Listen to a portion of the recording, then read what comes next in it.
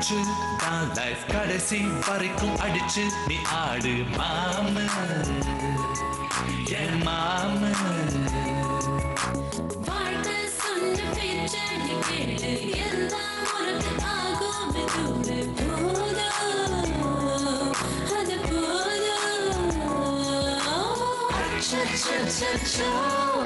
ஏதேதோ ஆயாச்சோ அட 5 நிமிஷத்தில் இருந்த இன்பமும் பறந்து போயாச்சோ. நெஞ்சத்தை கிள்ளாதே அது பாவம் கொள்ளாதே நெஞ்சத்தை கிள்ளாதே அது பாவம் கொள்ளாதே.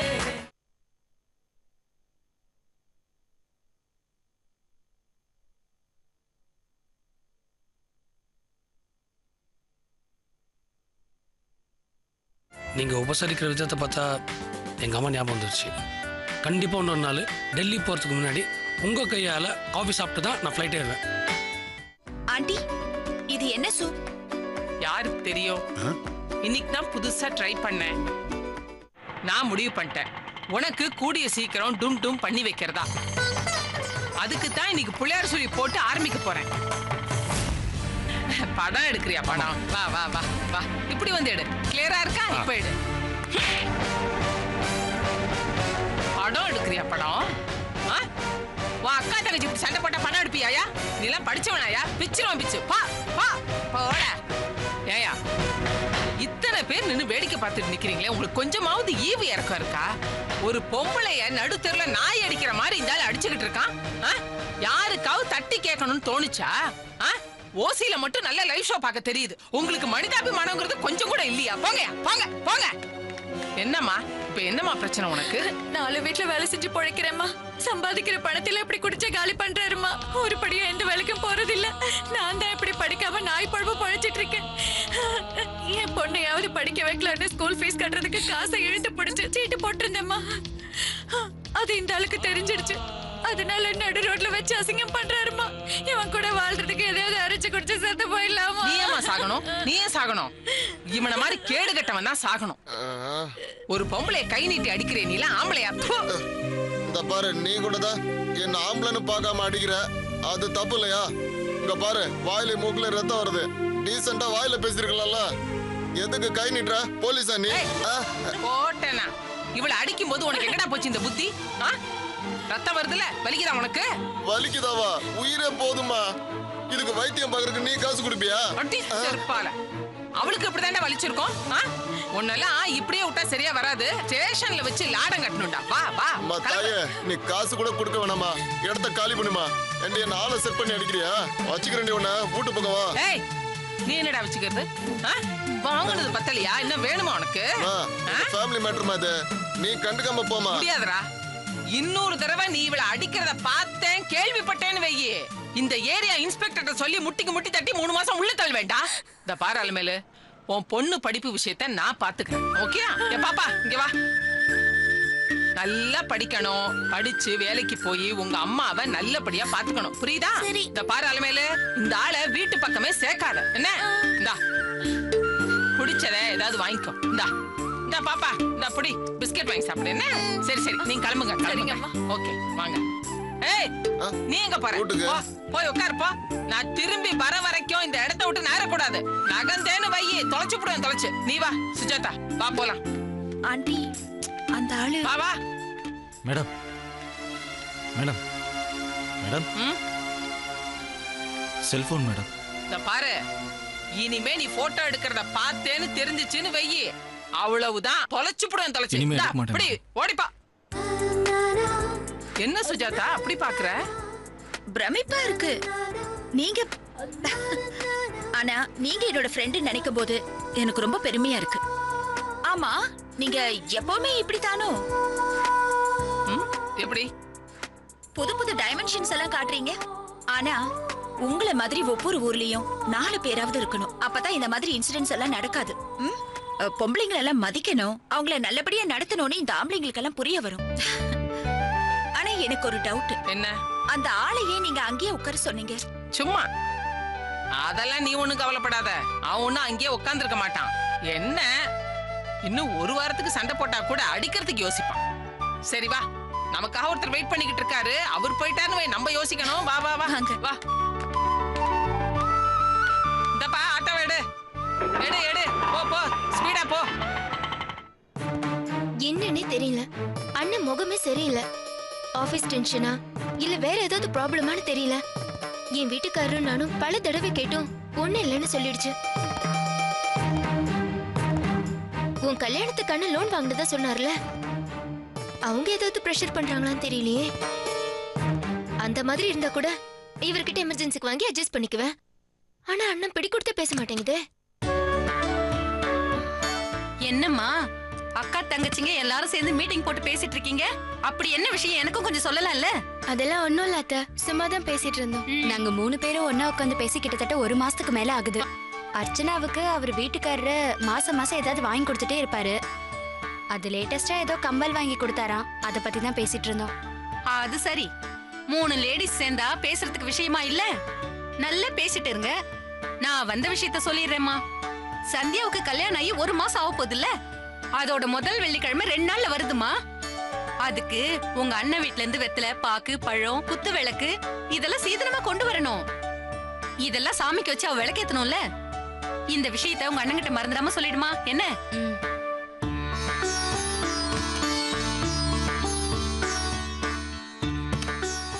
சந்தியா, ஓ மாமியார் பெரிய ஆளுடி. நம்ம என்ன பேசுறோம்னு வேவு பார்க்க வந்துட்டு வெள்ளிக்கிழமை கடைசி வெள்ளிக்கிழமைன்னு சாக்கு சொல்லிட்டு போறாங்க பாத்தியா? வெள்ளிக்கிழமை வார வாரம் வந்துட்டு தான் போகுது. வெத்தலை பாக்க கூட அண்ணன் தான் வாங்கி தரணுமா? அக்கா, தேவையில்லாம வெடுக்கு வெடுக்கு நீ ஏதாச்சும் பேசிட்டு போயிடுற. அதுக்கப்புறம் இங்க இருந்து நான் தான் பேச்சு வாங்கிட்டு இருக்கேன். உனக்கு தெரியாது, கல்யாணம் ஆனதுல இருந்து இன்னைக்கு வரைக்கும் அவர் எதுக்குமே கோவப்பட்டதில்ல தெரியுமா?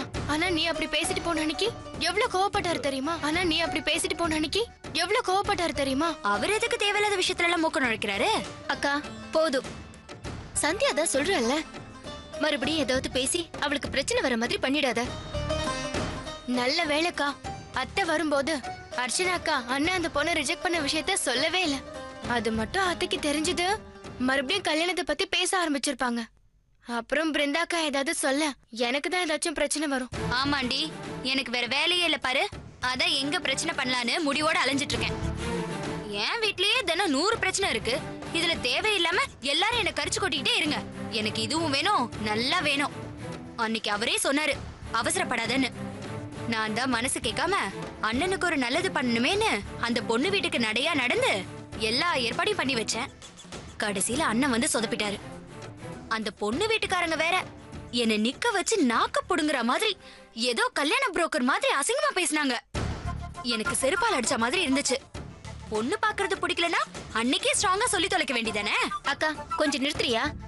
நீ புலம்ப ஆரம்பிச்சு பேசிக்கிட்டே இருப்பியே. என்னமோ ஆரம்பத்துல இருந்து அண்ணன் வேணும் வேணும்னு ஆசைப்பட்ட மாதிரி பேசிட்டு இருக்க. அலைன்ஸ் பத்தி அன்னைக்கு சித்தப்பா பேசினப்ப அண்ணன் வேண்டான்னு என் மேல கோவப்பட்டுச்சுல. அப்புறம் பொண்ணு பார்க்க ஏற்பாடு பண்ணப்ப உன்னை திட்டுச்சுல. ஆனா நீ தான் பிடிவாதமா அண்ணனை எப்படியாவது சம்மதிக்க வைக்கலாம் ட்ரை பண்ண. அது உனக்கே பிரச்சனை ஆயிடுச்சு. அண்ணனை நான் தான் நல்லா புரிஞ்சு வச்சிருக்கேன்னு பேச்சுக்கு பேச்சு பீத்திப்பல. இதான் நீ அண்ணனை புரிஞ்சுக்கிட்ட லட்சணமா? முரளி என்ன தனக்கு ஒரு நல்ல பொண்டாட்டி வரணும்னு ஆசைப்படுறதை விட நம்ம 3 பேருக்கும் பிடிச்ச மாதிரி நமக்கு ஒத்து வர மாதிரி ஒரு பொண்ணு அமையணும்னு நினைக்கிறாரு. ஏங்கா எனக்கு புரியவே இல்ல. நமக்கு பிடிக்கிறத விட அவருக்கு தானே பிடிக்கணும். இல்ல சந்தியா, நமக்கு கல்யாணம் ஆகி வந்துட்டா கூட இன்னமும் அண்ணன் வீட்டுல இருக்கிறப்போ நமக்கு கிடைக்கிற ஃப்ரீடமும் சந்தோஷமும் வேற எங்கேயுமே கிடைக்கிறது இல்ல. நமக்கு மட்டும் இல்ல, எல்லா கல்யாணம் ஆன பொண்ணுங்களுக்குமே அப்படித்தான். பிறந்த வீடுங்கிறது 5 ஸ்டார் ஹோட்டல் மாதிரி. இஷ்டத்துக்கு தூங்கலாம், பிடிச்சத பண்ணி சாப்பிடலாம். ஏன் சத்தமா டிவியை வச்சு டான்ஸ் கூட ஆடலாம்ல? அதானே பார்த்தேன். என்னடா இன்னும் கொட்டிக்கிறத பத்தி பேசலையேன்னு. அக்கா, நான் கொட்டிக்கிறத பத்தி பேச ஆரம்பிச்சா நீ பேக்கிங் பண்றத பத்தி நான் பேசுவேன். ஏய் அது இப்ப கூட நம்ம அண்ணன் வீட்டுல அப்படிதான் இருக்கோம். முரளி அண்ணன் என்னன்னா தனக்கு கல்யாணம் ஆனா கூட நாம அங்க போறப்ப இதே சந்தோஷத்தோட இருக்கணும்னு நினைக்கிறாரு. அதுக்கேத்த மாதிரி ஒரு பொண்ணு பொண்டாட்டியா வரணும் தான் கல்யாணத்தை தள்ளி போட்டுட்டு இருக்காரு. நம்ம எப்பவுமே வருத்தப்படக்கூடாதுன்னு நினைக்கிறாரு. அந்த நிலை மனசுக்கு புரியல பாத்தியா? என்ன அர்ச்சனாக்கா இது? இப்படி எல்லாம் கண்டிஷன்ஸ் வச்சுக்கிட்டு இந்த காலத்துல பொண்ணு பார்க்க முடியுமா? கொஞ்சம் பிராக்டிகலா யோசிச்சு பாரு. நாங்க 3 பேரும் அடிக்கடி வந்து அரட்டை அடிப்போம். நீ எங்களுக்கு விதவிதமா சமைச்சு போட்டு சேவை பண்ணணும்னு சொன்னா எந்த பொண்ணுதான் ஒத்துக்கும்? ஏன் நமக்கு இப்படி ஒரு நிலைமை வந்தா நாம பண்ணுவோமா? பிருந்தாக்காலாம் முதல் நாளே சண்டை போட்டிருக்கோம். ஆமாண்டி, எல்லாத்துக்கும் நான் தான் உங்களுக்கு தொக்கு. ஏன் நீங்க எல்லாம் புள்ள பூச்சிங்களா? அக்கா ஒரு பேச்சுக்கு தான் சொன்னேன். அண்ணன் கிட்ட நம்ம எல்லாரும் பேசி அவருக்கு புரிய வைக்க ட்ரை பண்ணுவோம். அண்ணனை நல்லா பாத்துக்கிட்டு அவரோட அண்டர்ஸ்டாண்டிங்கா இருக்கிற ஒரு பொண்ணா பார்த்து அந்த பொண்ணு பேசி முடிக்கிற வழிய பாப்போம். சமயம் கிடைக்கிறப்ப நானும் அண்ணன் கிட்ட பேசுறேன். இப்போதைக்கு அண்ணன் கிட்ட கல்யாண விஷயத்தை பத்தி பேசாம இருக்கிறது நல்லது. பேசி பேசி பசிக்கவே ஆரம்பிச்சிடுச்சு. சந்தியா, ஏதாவது நல்ல ஸ்வீட்ஸ் ஸ்நாக்ஸ் இருந்தா கொண்டு வா. இந்தாங்க. டைம் போறதே தெரியாம 3 பேரும் ரொம்ப நேரமா பேசிட்டு இருக்கீங்க போல இருக்கு. முதல்ல இந்த பழத்தை சாப்பிடுங்க. ஆமா, உங்களுக்கு குடிக்க காஃபி டீ ஏதாவது கொண்டு வரட்டுமா? இல்ல ஆண்டி, வேண்டாம். நாங்க வீட்டுக்கு கிளம்புறோம். அப்படியா? சரி. பிருந்தா, அப்ப சொன்னனே அந்த வெள்ளிக்குத்து விளக்கு, அது மறந்துடாதம்மா. என்ன? சரி, நீங்க சாப்பிடுங்க சாப்பிடுங்க சாப்பிடுங்க. என்னடி சந்தியா இது? உங்க அத்தை இப்படி ஞான பழமா இருக்காங்க. ஈவினிங்னா நல்ல ஸ்நாக்ஸா ஒரு பஜ்ஜி போண்டான்னு தருவாங்கன்னு பார்த்தா ஜூல கிளி குடுக்கற மாதிரி பழத்தை கொடுத்துட்டு போறாங்க. அக்கா பாக்க போலாம். போற வழியில நல்ல மிளகா பஜ்ஜி மசால் வடைன்னு சாப்பிட்டு போலாம். ஏண்டி சிரிக்கிற? இந்த வயசுல இப்படி வாய்க்கு ருசியா சாப்பிடலன்னு வை. அப்புறம் வயசானதுக்கு அப்புறம் பார்க்கதான் முடியும், சாப்பிட முடியாது. ஆமா, நீ சாப்பிடுற விஷயத்த பத்தி பேச ஆரம்பிச்சுன்னா பேசிக்கிட்டே இருப்ப. முதல்ல நீ கிளம்பு. வா போலாம். வா.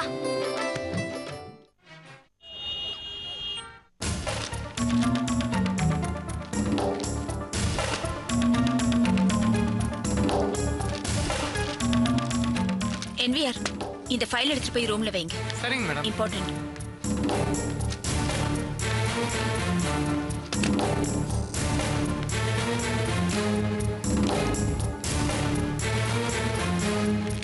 சிவா சார், காலையில 8 மணிக்கெல்லாம் மேனேஜர்மா வந்துட்டாங்க. முரளி சார் மேல பயங்கர கடுப்புல இருக்காங்க. எங்க முரளி சார்னு கேட்டா எக்கு தப்பா வளரி வைக்காம தெரியாதுன்னு சொல்லி வைங்க. அதான் முரளி சாருக்கும் நல்லது, உங்களுக்கும் நல்லது.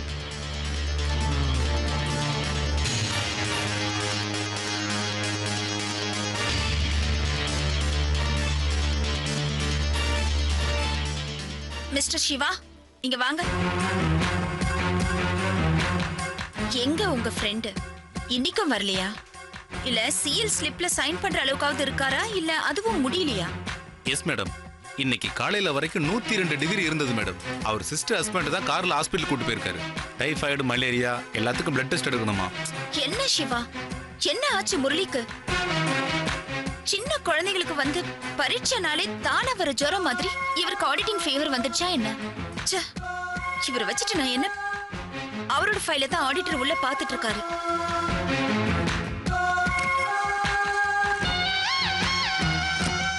சுஜாதா, இந்த என்பிஏ ஓடி ஃபைல்ஸ்லாம் யார் பார்க்கறது? சரி, நீங்க ஒரு நிமிஷம் கேபின்குள்ள வாங்க. இதோ வர சார்.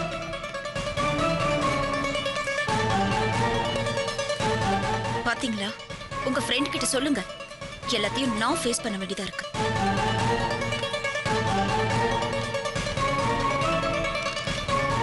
சார், இந்த ஓடி என்பிஏ எல்லாம் யார் செக் பண்ணது? அது வந்து எனி ப்ராப்ளம் சார்? அது வந்து அவர் மிஸ்டர் முரளி சார். முரளி அன்னைக்கு உங்களுக்கு பொக்கே கொடுத்தாரு. ஓ, that guy. அன்னைக்கு சைலண்டா நிற்கும் போது நினைச்சேன். Actually he seems to be very intelligent. நானும் பல பேங்க்குக்கு ஆடிட்டிங் போயிருக்கேன். செக்ஷன் ஃபைல்ஸ்லாம் செக் பண்ணும்போது சம்மந்தப்பட்ட இன்சார்ஜ் இல்லாமல் ஒன்றுமே பண்ண முடியாது. எதுவுமே கிளியராக இருக்காது. ஏகப்பட்ட கரெக்ஷன்ஸ், சேஞ்சஸ் பண்ண வேண்டியது இருக்கும். ஒரு சிலர் தான் பர்ஃபெக்டாக வெறும் கீழே நம்ம ஆட்டோகிராஃப் போகிற அளவுக்கு நீட்டாக ஒர்க்கை முடிச்சிருப்பாங்க. மிஸ்டர் முரளி அப்படி தான் இருக்காரு. Brilliant work. சரி, எங்க முரளி கூப்பிடுங்க. I have to give this credit to him. He deserves it. Sorry sir, அவர் வரல. 2 நாளா உடம்பு சரியில்லாததுனால வீட்ல ரெஸ்ட் எடுத்துட்டு இருக்காரு. ஓ, சரி சரி சரி சரி. லாஸ்ட் 2 days மாதிரி ஒர்க் லோட் ஜாஸ்தி, பெண்டை கழட்டோன்னு நினச்சேன். பட் பரவாயில்ல, முரளி 2 hours எல்லாத்தையும் அப்ரூவ் பண்ண வச்சிட்டாரு. ஸோ என் சார்பா என் விஷயத்தை கண்டிப்பாக அவர்கிட்ட சொல்லுங்க. ஆக்சுவலி டைம் ஃப்ரீயாக இருந்தால் லஞ்சுக்கு வரேன்னு சொல்லியிருந்தேன் என் ஃப்ரெண்டு கிட்ட. இப்போ தான் நிறைய டைம் இருக்குல்ல, நான் போய் லஞ்ச் சாப்பிட்டு வந்துடுறேன். I'll see you tomorrow. Bye. Sir sir, மறந்துடாதீங்க. என்ன விஷயம்? இன்னைக்கு நைட்டு வீட்டுக்கு டின்னர் சாப்பிட வரதா சொன்னீங்க. அப்புறம் நீங்க மறந்து நான் உங்களுக்கு ஒரு டின்னர் கூட கொடுக்க முடியலங்கிற பாவம் எனக்கு வேண்டாம் sir. No no no no, அதை நான் மறப்பேனா? அதான் அன்றைக்கே டிஃபன் பாக்ஸில் எனக்கு டேஸ்ட்டை காட்டிட்டீங்களே. கண்டிப்பாக நான் வரேன். Okay sir. சுஜாதா, மறந்துடாதீங்க, முரளிக்கு ஃபோன் பண்ணி டாக்டர்கிட்ட போக சொல்லுங்க. 2 நாள் ரெஸ்ட் எடுக்க சொல்லுங்க. அப்புறம் ஃபைல்ஸை பர்சனலாகவே நானே பார்த்தேன். என்னோட ஸ்பெஷல் ரிகார்ட்ஸ் அவர்கிட்ட சொல்லுங்க. சொல்லிடுறீங்களா? சொல்றேன். ஓகே.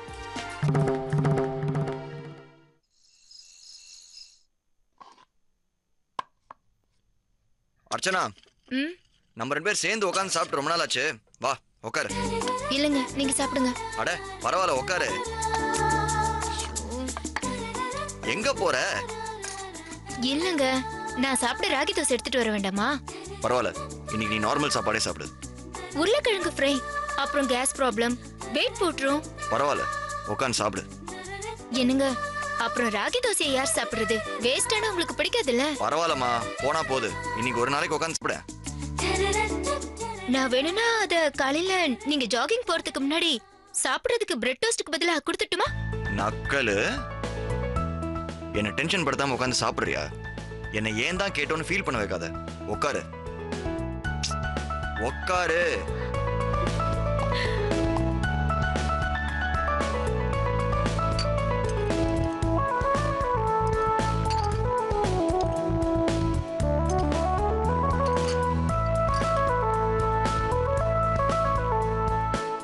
ஆமா, மத்தியானம் சந்தியா வீட்டுக்கு போயிருந்தியே, என்னாச்சு?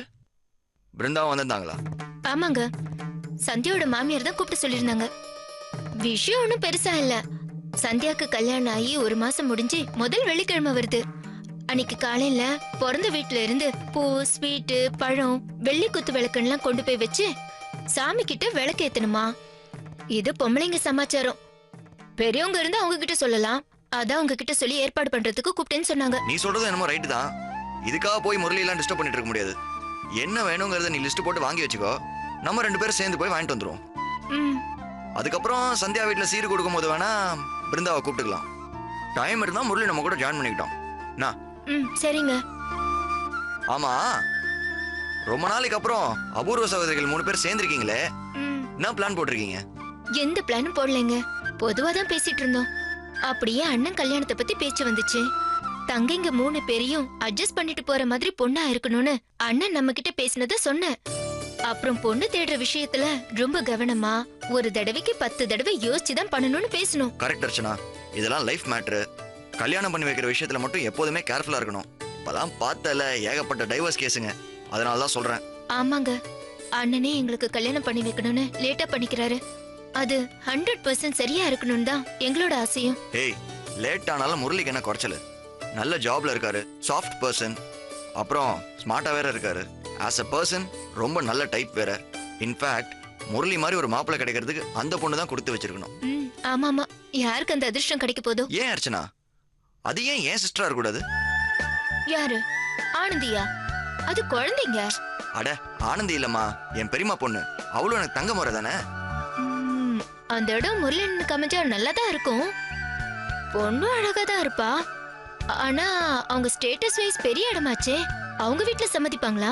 அத பத்தி நீ ஏன் கவலைப்படுற? அத நான் ஹேண்டில் பண்ணிக்கிறேன். நான் பேசினா அங்க அப்பீலே கிடையாது. அப்ப நான் முதல்ல பிருந்தாக்கா கிட்டயும் சந்தியா கிட்டயும் பேசுறேன். அப்புறம் 3 பேரும் சேர்ந்து போய் அண்ணன் கிட்ட பேசுறோம். சரி, நீ பேசிட்டு சொல்லு. அதுக்குள்ள நானும் எங்க பெரியம்மா கிட்ட பேசி அவங்க மனசுல என்ன நினைச்சிருக்காங்கன்னு கேட்டு சொல்றேன். ரொம்ப சந்தோஷமா இருக்குங்க. உங்களுக்கு தான் எங்க அண்ணன் மேல எவ்வளவு பிரியம். ஏங்க இந்த சந்தோஷத்தை ஸ்வீட்டோட கொண்டாடலாமா? ஆரம்பிச்சிருவியே. இல்லங்க வேண்டாம், இதையே சாப்பிட்டுக்கிறேன். நான் உங்களை ஒண்ணு கேட்பேன், சொல்லுங்க சார். உண்மையே சொல்லணும். கண்டிப்பா சார். மெனுல இவ்வளவு ஐட்டம் போட்டிருக்கே, இதெல்லாம் பந்தாவுக்காக போட்டிருக்கா இல்ல உண்மையிலேயே கிடைக்குமா? சார் உங்களுக்கு வேணும்ன்றது எல்லாமே கிடைக்கும் சார். அப்படியா? சரி, என்ன பண்றீங்க? ஒரு plate boiled egg. Okay sir. ஒரு பிளேட் சிக்கன் 65. Okay sir. முதல்ல இதை கொண்டு வாங்க, மற்றது அப்புறம் சொல்றேன். Okay sir. சியர்ஸ். என்ன சிவா, ஏதோ சந்தோஷமான மூட்ல இருக்க போல இருக்கு. இன்னைக்கு பேங்க்ல சென்னையில பீக் சம்மர்ல மழை கொட்டுன்னு கொட்டுன மாதிரி ஒரு அதிசயம் நடந்தது. அதை செலிப்ரேட் பண்ணதான் உன்னை பாருக்கு வர சொன்னேன். நீ முதல்ல மேட்ரு சொல்லு. அது அதிசயமா அட்டர் வேஸ்டான்னு நான் சொல்றேன். அந்த கடுவு மூண சுஜாதா உன் கூட எப்பவும் சண்டை போட்டுக்கிட்டே இருக்கும்ல. உன் கூட சேர்றதுனால தான் என்னோட சண்டை போடுறாங்க. மேட்ரு என்னன்னு சொல்லு. இதுக்கு தான் சேம் சைடு கோல் போடக்கூடாதுன்றது. இன்னைக்கு காலையில கூட அந்த கடுவம் போன நீ ஏன் வரல எதுக்கு வரலன்னு சண்டை போட்டுச்சு. ஆனா அந்த டெல்லியில இருந்து வந்து ஆடிட்டர் உன் டிபார்ட்மெண்ட் ஃபைல பார்த்து பிரில்லியன்ட் ஆஹா ஓஹோன்னதும் ஆட்சி மாறினதும் கட்சி தவிர எம்எல்ஏ மாதிரி உன்னை பாராட்ட ஆரம்பிச்சிருச்சு.